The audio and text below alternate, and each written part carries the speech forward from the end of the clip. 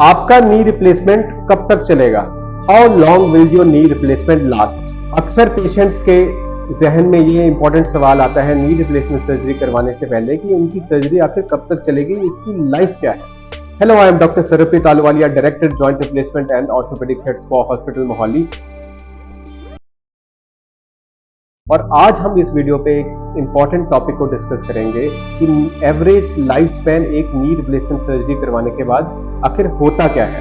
ये जान लेना आपका हक है कि आपको पता हो कि नी रिप्लेसमेंट सर्जरी का सक्सेस रेट आखिर है क्या। ये ऐसा टॉपिक है जिसपे ज्यादा अवेयरनेस लोगों के पास नहीं है। सर्जन्स भी पेशेंट्स के साथ रिलक्टेंट होते हैं डिस्कस करने में कि कहीं पेशेंट्स इसको मिस इंटरप्रेट ना करें, लेकिन मेरे हिसाब से ये खुल के डेटा डिस्कस करना चाहिए पेशेंट से, ताकि आप एक इन्फॉर्म्ड डिसीजन ले सकें नी रिप्लेसमेंट सर्जरी करवाने से पहले। एक रिसर्च आर्टिकल जो कि फेमस लैंसेट जर्नल में पब्लिश हुआ है, जिसमें कि काफी डिफरेंट डेटास को लिया गया है, बहुत सारी कंट्रीज का डेटास को कंबाइन करके ये पाया गया कि 82% पेशेंट्स में 82% पेशेंट्स में knee replacement up to 25 years तक लास्ट करता है। इसका मतलब कि 25 साल तक 82% पेशेंट्स में नी रिवीजन की जरूरत नहीं पड़ी। लेकिन आपको ये भी जान लेना चाहिए कि ये डेटा वेस्टर्न वर्ल्ड का है। ये data Swedish joint registry, UK joint registry, Finland joint registry, ऐसी कंट्रीज में जहां पे हर पेशेंट का रिकॉर्ड नेशनल डेटाबेस पे रिकॉर्ड होता है। ये पता होता है कि ये इम्प्लांट कौन सी कंपनी का डला है, कब सर्जरी हुई, कौन से सर्जन ने की, इसका पूरा डेटा कंबाइंड करके उसका एनालिसिस होता है और तब जाके ये रिजल्ट हमारे सामने आते हैं। अफसोस कि इंडिया में ऐसे लॉन्ग टर्म रिजल्ट्स हमारे पास अवेलेबल नहीं है, क्योंकि ऐसी कोई जॉइंट रजिस्ट्री पहले एग्जिस्ट नहीं करती थी, तो हमें वेस्टर्न डेटा पे ही रिलाई करना पड़ता है। कुछ इंडियन इम्प्लांट्स आ चुके हैं जो कि क्लेम करते हैं कि हमारा डेटा भी इक्वली गुड है, या हो सकता है कि वेस्टर्न डेटा से बेटर हो, लेकिन इसकी पुष्टि या इंफॉर्मेशन नहीं की जा सकती, क्योंकि डेटा के बिना सब स्पेकुलेशन है।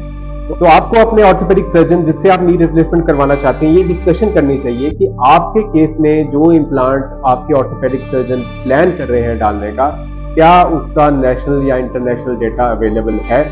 अगर अवेलेबल है तो कितने साल का डेटा अवेलेबल है और क्या इसका सक्सेस और फेलियर रेट है। कई कंट्रीज में तो ओडेप रेटिंग भी होती है, तो जैसे जैसे न्यू इम्प्लांट्स आते हैं उनकी ओडेप रेटिंग बढ़ जाती है। जैसे कि अगर कोई इम्प्लांट 7 साल से आया है और 95% तक का सर्वाइवल रेट 7 साल में दे रहा है, तो उसको 7 स्टार मिलता है।